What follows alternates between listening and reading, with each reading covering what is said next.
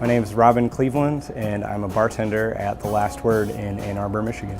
I would definitely say that my approach to making drinks stems from cooking. I grew up watching cooking shows. I never had cable television growing up. I just had PBS, a good after-school programming of Julia Childs, which may sound a little dorky, but that's kind of what interested me and always has continued to interest me. And I also keep an open mind to inspiration. Sometimes I'll be inspired by something that I eat. Sometimes I'll just be inspired by something I smell when I'm out working in my yard. I live on 5 acres. I heat my house entirely with wood, so I'm constantly chopping down oak trees, which reminds me of whiskey.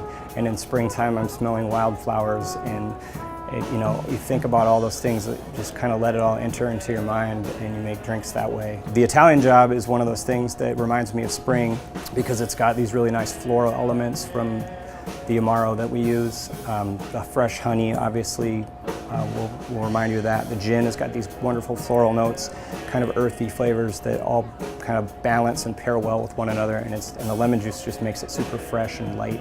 I make a lot of my own ingredients, so I do bitters. Bitters are one thing that I make a lot, and I try to use stuff that actually grows in the wild.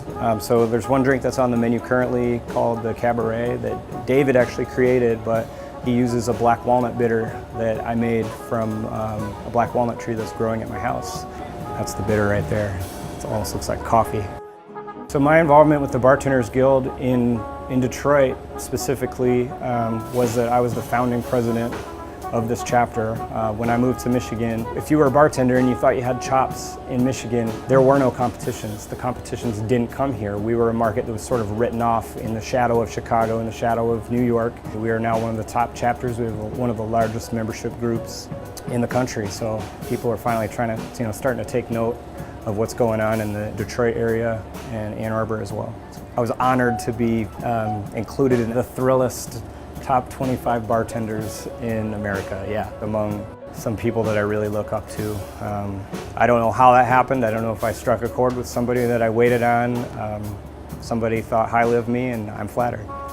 At The Last Word, we strive to have a welcoming environment, a warm place, where if somebody isn't sure of something, they can ask questions, and we openly welcome those questions.